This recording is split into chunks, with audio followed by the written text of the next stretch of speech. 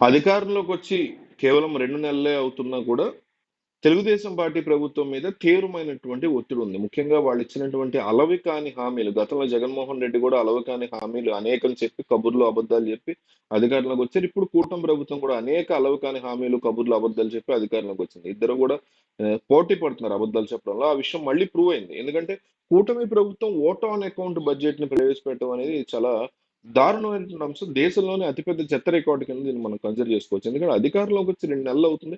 కావాలంటే ఇంకొక నెల తీసుకునైనా సరే బడ్జెట్ అనేటువంటి దాన్ని శాసనసభలో ప్రవేశపెట్టాలి. పోనీ ఓట్ ఆన్ అకౌంట్ బడ్జెట్ నడిపించాలనుకుంటే, సరే ఓట్ ఆన్ అకౌంట్ బడ్జెట్ నడిపించడమే దరిద్రం. సరే కాదు నడిపించాలి, దాన్నే ఆప్షన్ లేదనుకుంటే దాన్నైనా శాసనసభలో ఆమోదం తెలపాలి. అట్లా కాకుండా మంత్రులందరికీ ఆన్లైన్ లో పంపించి ఆమోదం తీసుకుని దాన్ని గవర్నర్ తో గెజిట్ నోటిఫికేషన్ విడుదల చేశారు ఈ రోజు. అసలు చాలా ఆశ్చర్యం వేస్తుంది. చాలా ఆశ్చర్యం వేస్తుంది. అంటే వీళ్ళు ఇచ్చినటువంటి అలవకాని హామీలకు సంబంధించి బడ్జెట్‌లో ఎక్కడైతే పొందుపరచాల్సి ఉంటుందో, బడ్జెట్‌లో ఎక్కడెక్కడైతే చెప్పాల్సి ఉంటుందో, దాని మీద భయపడి వీళ్ళు వెనకడుగు వేశారనేది చాలా స్పష్టంగా, చాలా క్లియర్‌గా తేలుతున్నటువంటి అంశం. మరి దీని గురించి ఎందువల్ల పవన్ కళ్యాణ్ గాని, చంద్రబాబు గాని ఒక ప్రెస్ మీట్ పెట్టి, గత ప్రభుత్వం చేసినటువంటి దారుణాల వల్ల మేము మొదటి ఏడాది ఇవ్వలేకపోతున్నాము. మేము సంపద సృష్టిస్తాం అన్న మాట వాస్తవమే. కానీ మాకు కూడా ఒక ఏడాది టైం కావాలని న్యాయంగా, హానెస్ట్ గా, హుందాగా, ధైర్యంగా ప్రజలను అడగండి. జగన్మోహన్ రెడ్డి పాలన నచ్చకే మిమ్మల్ని గెలిపించి అధికారంలో పెట్టాము.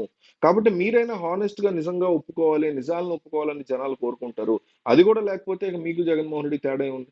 నిజంగా జగన్మోహన్ రెడ్డి వద్దనుకున్న వాళ్ళే కదా ఓట్లేసి టీడీపీని గెలిపించారు, పవన్ కళ్యాణ్ గెలిపించారు, కూటమిని గెలిపించారు. మీరు కూడా జగన్మోహన్ రెడ్డి ఏదైతే తప్పులు చేశాడని చెప్తున్నారో, ప్రజలు ఏ కోపంతో అయితే ఆయన వెనక్కి పెట్టారో, ఇప్పుడు ఆయనే బెటర్. ఆయన కనీసం అప్పుడప్పుడన్నా నిజాలు చెప్తాడనేటువంటి సిచ్యువేషన్స్ మీరే తీసుకొస్తున్నారు.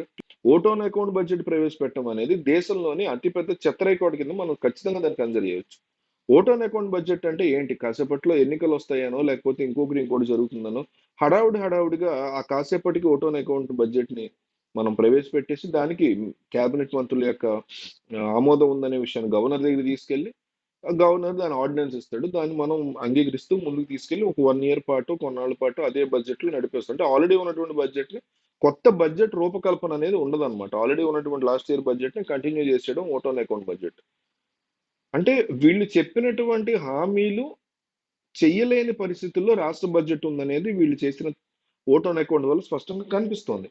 కానీ ఆ విషయాన్ని బయటకు వచ్చి ఒక ముఖ్యమంత్రి, ఒక ఉప ముఖ్యమంత్రి ఒప్పుకొని ఇది పరిస్థితి, ఒక ఆర్థిక మంత్రి ఒప్పుకొని ఇది పరిస్థితి ఇట్లా ఉంది కాబట్టి ఇట్లా చేయాల్సి వస్తుంది అని చెప్పడానికి మీకు ప్రాబ్లం ఏంటి? తక్కువైపోతాం వైసీపీ మీడియా ముందు. అంటే మీ జన్మంతా వైసీపీ వాళ్ళు టీడీపీ వాళ్ళ ముందు తక్కువ అవ్వకూడదు, టీడీపీ వాళ్ళు వైసీపీ ముందు తక్కువ అవ్వకూడదు అనేటువంటి ఒక ఈగోయిస్టిక్ డ్రామా తప్ప మా జీవితాలు ఏమైపోయినా మీరు ఇచ్చినటువంటి హామీలు అబద్ధం అని మాకు అర్థమైపోతున్నా మీకు అనవసరం అనమాట.